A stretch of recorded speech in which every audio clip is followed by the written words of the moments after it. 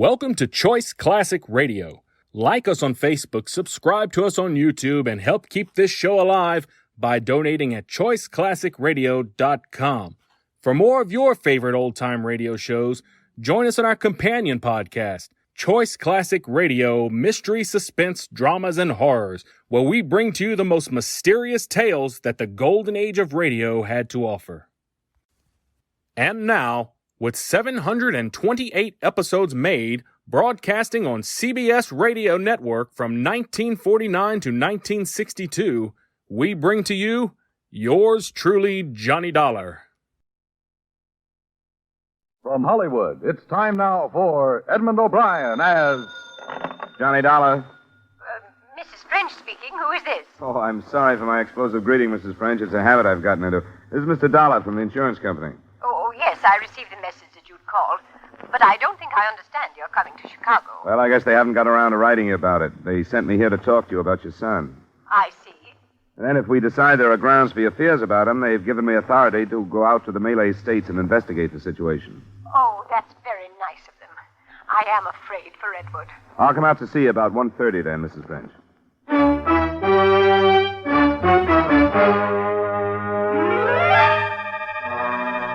Edmund O'Brien in a transcribed adventure of the man with the action-packed expense account. America's fabulous freelance insurance investigator. Yours truly, Johnny Dollar.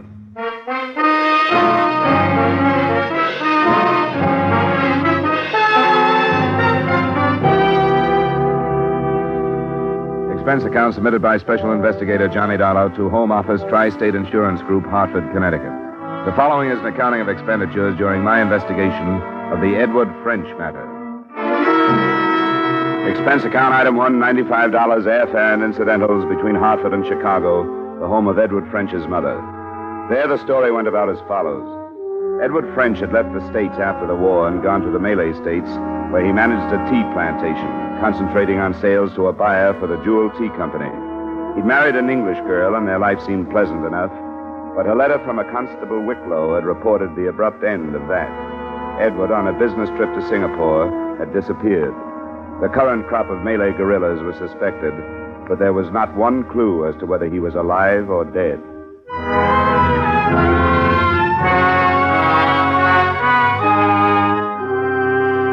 Expense account item 3, $1,283 airfare to Singapore. It was almost a week later that I jostled my way through the crowded streets to the office of the Jewel Tea buyer, Mr. Neeps. You know, it's odd, Mr. Dollar. You won't believe this, but I was thinking of Ed just as you walked through that door. You knew about the disappearance? Oh, yes. Constable from Raoub sent word down a week after he'd been here. Oh, Mr. French did come here after he left his plantation. Yes, we finished our business in the afternoon and went to dinner at the club that night. He left the following morning. Did you hear from him the following morning? Well, no, but I knew that was his plan. Actually, I wasn't worried about him even after I heard about it. Ed's, not peculiar, I guess, but strong-willed. If 50 men told him not to swim across a river, he'd do it just to please himself. You get to expect the unexpected from him. I don't know if I make myself clear. I think I understand. Selfish may be a better word. What I mean is that it would be like Ed to suddenly leave for some place without bothering to tell anyone. Not even his wife? Well, first of all, not his wife. Now, don't misunderstand. I like Ed, but I can't help disapproving of some of the things, like the way he treats Catherine. But none of my business. I like him in spite of those things. I think Ed will show up when he gets ready to and laugh at the trouble he's caused. You don't put any stock in the idea that the guerrillas might have got him, huh? Bandits, I understand you call them. Yes. Well, of course, there's always that possibility. A panther is killed now and then, but I'd expect Ed to be the last one. If he just took off someplace as you suspect, would you have an idea where he'd go? No, I'm afraid I wouldn't. It's a big world, you know. Yeah. How do I get to Raoub?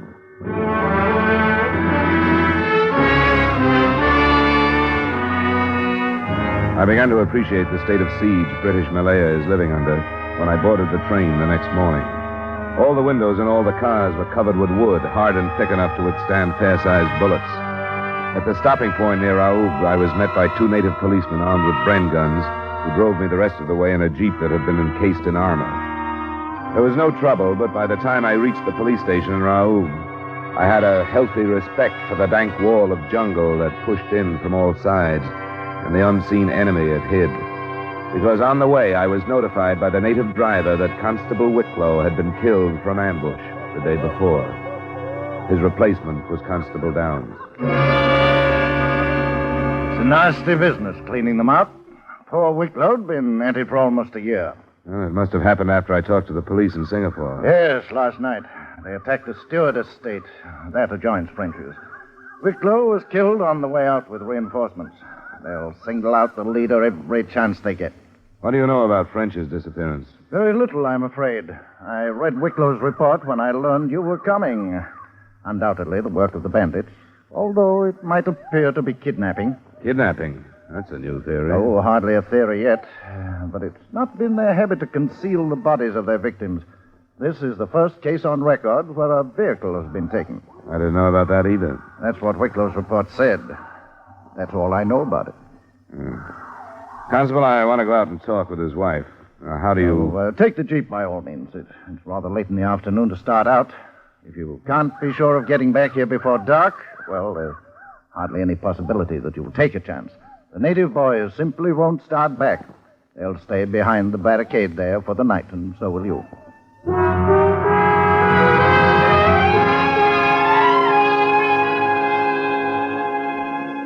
The French estate, like the others, maintained about 50 private soldiers who held defensive positions about the place 24 hours a day. By the time I got there, they had pulled in for the night and were manning a tight perimeter around the main house. As the Jeep passed through it, I saw that they were fairly well armed with rifles, light automatic weapons, and grenades. In sight of all this, waiting on the veranda, and dressed as though she were about to leave for a cocktail party, Mrs. French looked entirely out of place.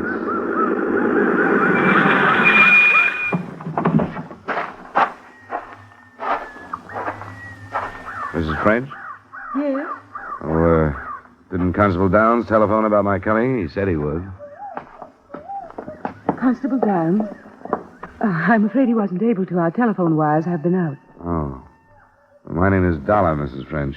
How do you do? I'm here from the States to investigate the disappearance of your husband. The United States? I don't understand. I was sent by the insurance company that carries the policy on his life. It's quite a big policy, you know. Yes.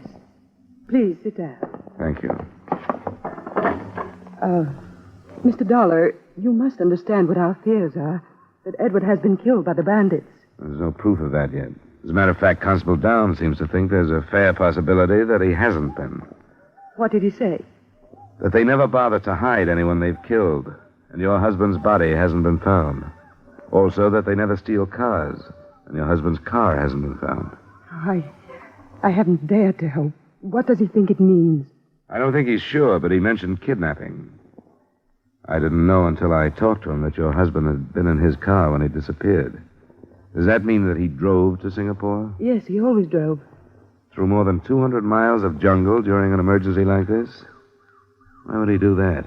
Because everybody told him that he shouldn't. My husband was like that. You're convinced that he's dead, aren't you? Well, I haven't dared to hope. I've thought the worst so that it... Please. Mrs. French. Where did it come from? It's hard to tell. That way, I thought. You'd better sit down, Mrs. French. Come on. Come on, sit down.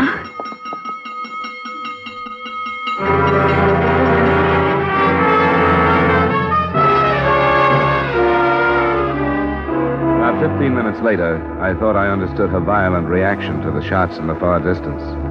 A small lorry pulled up in front of the house, and a blond man of 30 or so years got out of it. He was introduced to me as Keith Stewart, manager of the adjoining estate. From one brief look that passed between Mrs. French and him, I thought I understood who she had been afraid for. Well, I dare say that nobody would travel all the way out here if I caught it. You Americans are a surprising lot. Yes, I suppose so. And by the way, I very nearly did catch it. We heard the shooting. How many were there, Keith? Hard to tell. As usual, I could scarcely see the beggars. But their number's not as important as the fact that they're still in the vicinity after last night. I'm afraid we shall have to expect another raid tonight. The telephone lines have been cut.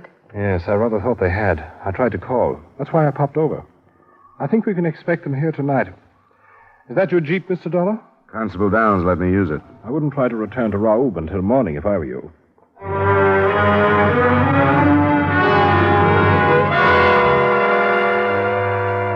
2 hours later, it was dark. A double guard had been posted, and floodlights glared out in a 200-yard circle around the house. There was a rather strange supper shared by Mrs. French, Keith Stewart, and myself. The association between the two was obvious to me by the time coffee was served, and the rest of it came out later that night. I couldn't sleep in the uneasy house, and at 11 I left my room to go get some air on the veranda. But they were already there.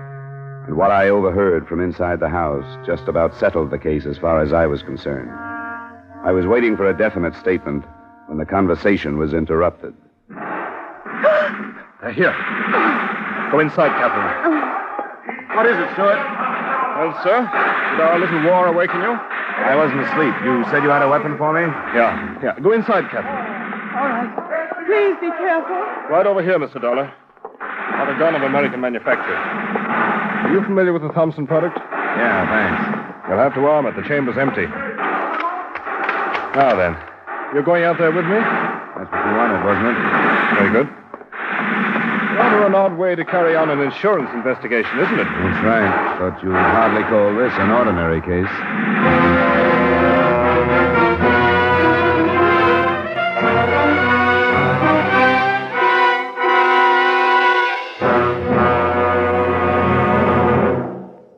We'll return you to the second act of Yours Truly, Johnny Dollar, in just a moment. There have been some changes made, and it's faster, it's funnier, it's got new life and brand new punch because Jan Murray's taken over. What show is this? Why, CBS's Saturday night musical quiz, Sing It Again. That hour of melody, mirth, and money that's heard on most of these same CBS stations. Yes, Jan Murray is your new host. Alan Dale, Judy Lynn, the Riddlers, and Ray Block are your music makers. And there's still loads and loads of cash for identifying the phantom voice. Be sure to hear the new Sing It Again starring Jan Murray tonight on CBS. Now with our star, Edmund O'Brien, we return you to the second act of Yours Truly, Johnny Dollar.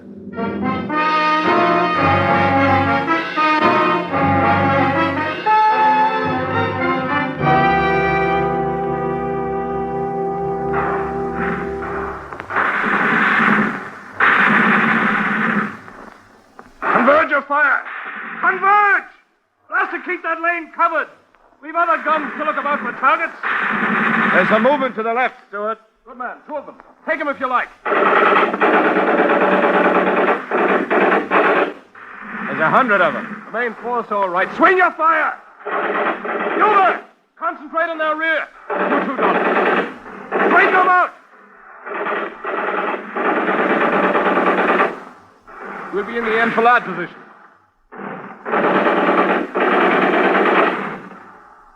Grenades! Grenades!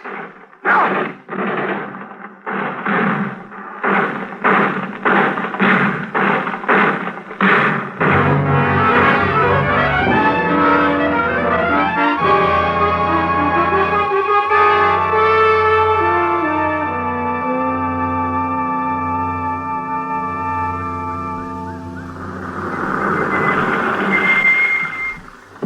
Thanks, man.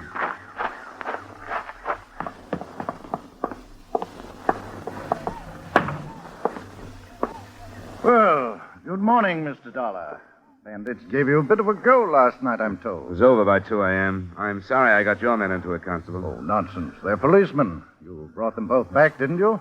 Yes, the one death we had was a boy from the estate. Ah, beastly business. What about the bandits? I don't know. I didn't stay to count. There's been a development in the French disappearance that will probably surprise you. Oh? I overheard a private conversation between Stewart and Mrs. French. Or at least they thought it was private. I can think only one thing after hearing what they said. They're back of French's disappearance, not the bandits. Oh, see here now. I told you it'd be a surprise, but it's the truth. You suspect that there's something between them? It's more than a suspicion. I know that to be a fact. Good Lord. They talked about whether or not French knew about their association and whether or not he'd mentioned it to somebody who could have told me about it. She's afraid I'm suspicious of them, she said. What else could they have been talking about, Constable? I don't know. Good Lord. Did it sound as though they'd killed him? Yes, it did. But unfortunately, an overheard conversation isn't much in the way of proof. No. Pity the body hasn't been found. That would help. He didn't say so, but I sort of assumed that Stewart has a wife. Is that right? Yes, he has. Rather a pathetic, sickly woman. You can't say that about Mrs. French. Oh, no. I suppose one couldn't. I wonder if you could call Stewart into town for something this afternoon. Maybe a report on last night's action. I'd like to talk to his wife. Why, yes, I imagine I could. I'll ask 2 or 3 of the planters. As a matter of fact, I should arrange a meeting to discuss common defense. But good Lord, Dollar, this possibility is astounding. It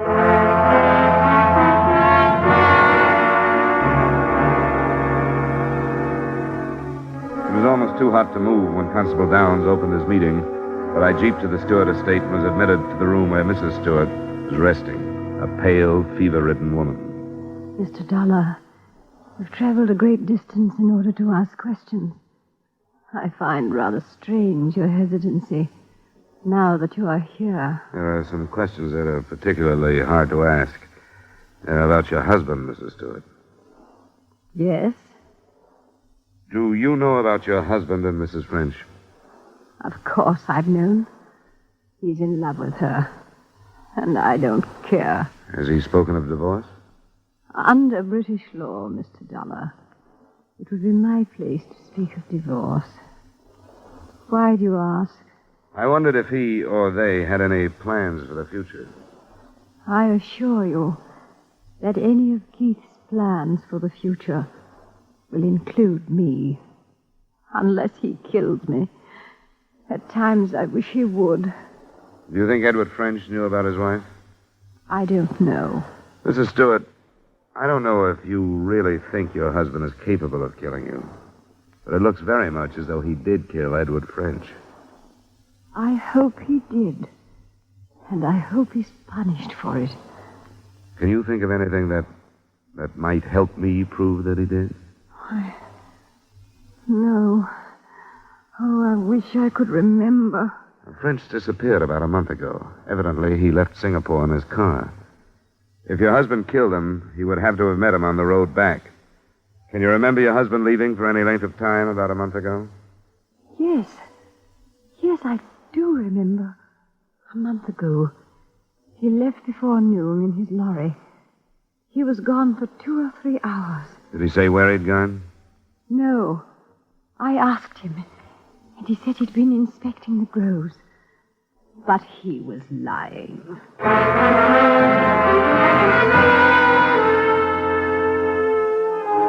It was hard to know whether she was speaking the truth or what was manufactured by her hate for her husband.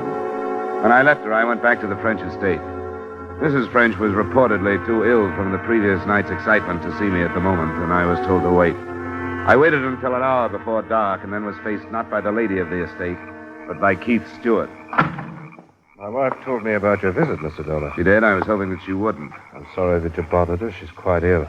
At times, what she says has entirely no basis of reason. Oh? She seemed to be all right when I saw her. She told you that I killed Edward French.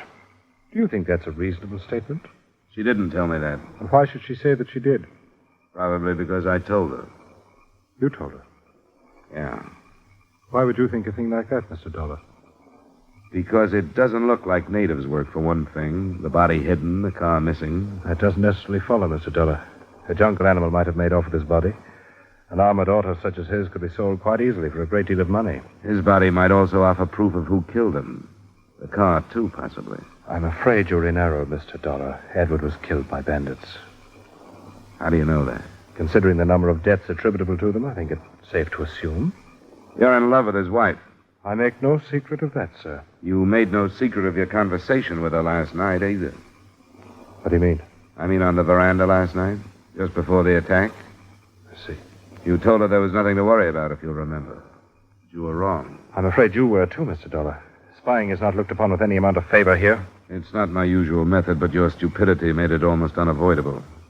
How do you think the murder is going to be received? I insist there was no murder per se. Edward was killed by the bandits. Keith. Catherine, will you go back to your room, please? No, Keith. I have a right to know what's being said. Nothing is being said, my dear, that would be of any interest to you. Why do you say that, Stewart? I've been listening, Keith. I have a right to be here. All right, my dear. As you know, then, we were discussing the possibility that I might have killed your husband. It's a groundless discussion, since even if Mr. Dollar were convinced that I had, There would be the matter of proof. I've been expecting that. And you have a solution? Not at the moment. But let me tell you this. I have Constable Downs convinced, too. He arranged the meeting of you planters this afternoon only to give me time to talk to your wife. Keith. Please, Catherine, be quiet. The constable has probably radioed our suspicions to Singapore by now, so you can see that the ball is rolling, so to speak. Catherine, be quiet. Go to your room, Catherine. It'll be better if you'll go to your room. You can see she's ready to break down right now. I don't think you have a chance, Stuart. She had nothing to do with it, Dollar. I'll accept full responsibility. We did fall in love. Edward was a beast. That has nothing to do with it, has it? If you'd known him, you'd realize that it had a great deal to do with it. He deserved to die. Life is cheap here in the Malay States. Good men have been dying. He wasn't a good man. He was a beast. And I took the emergency and used it to my advantage. To Catherine's advantage. You met him when he came back from Singapore? Yes, I drove my lorry to meet him. I feigned engine trouble, and when he got out, I shot him and drove away. But I didn't tell Catherine until after I'd done it. Do you want to go into town to give your story to Constable Downs, or shall I send in for him? I'll go in. If you wouldn't mind, I'd appreciate it if I could go to my estate first. It's close to dark. I'd appreciate it. We'll go in the Jeep then. I've got 2 armed men in there. All right, Mr. Dollar. I won't say goodbye to Catherine. If we could leave now. Oh, you're carrying an automatic. I'd better take that. All right, we can go now.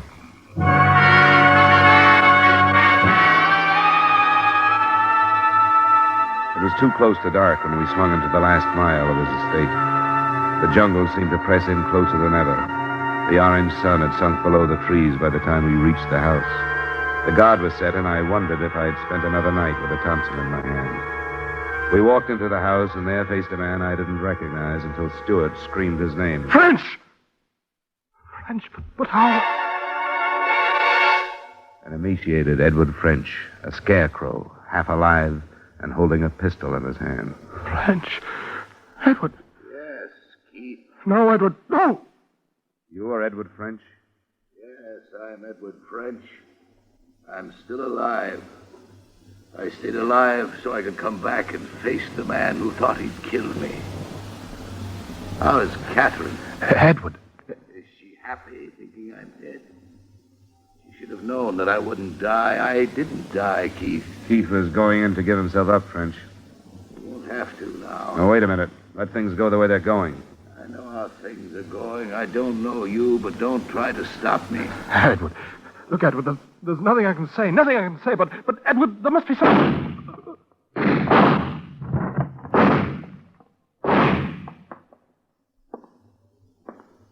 Give me that thing, French.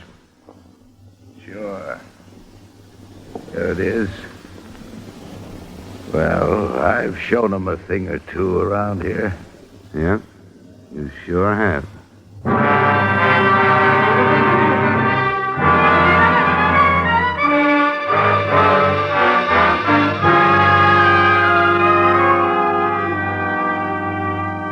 Expense account item 4, same as items 1 and 3, transportation back to the States in Hartford. Item 5, miscellaneous, $200. Expense account total, $2,739.50. Remarks? The story of French being left for dead and driving to a settlement hospital is too long to cover here. But he did, without letting anybody know who he was. The last I saw of him, he was being booked for murder himself. I had no idea that a cup of tea might have all this background. But I was there. Yours truly, Johnny Dollar.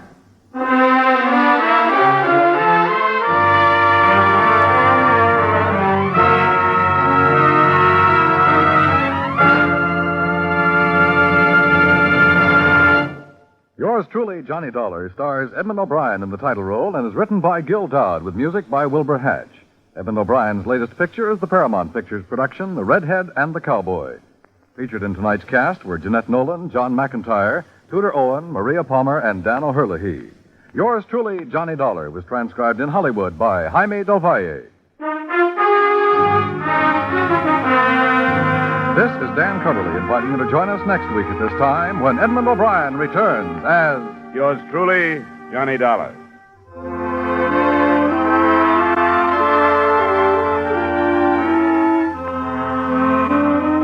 For more adventure and mystery tonight, CBS brings you Hopalong Cassidy, Gangbusters, and Broadway is My Beat on most of these same CBS stations.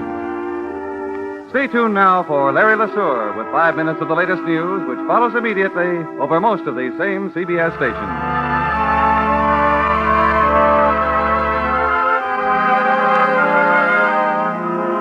This is CBS, where you laugh at Jack Benny every Sunday night, the Columbia Broadcasting System.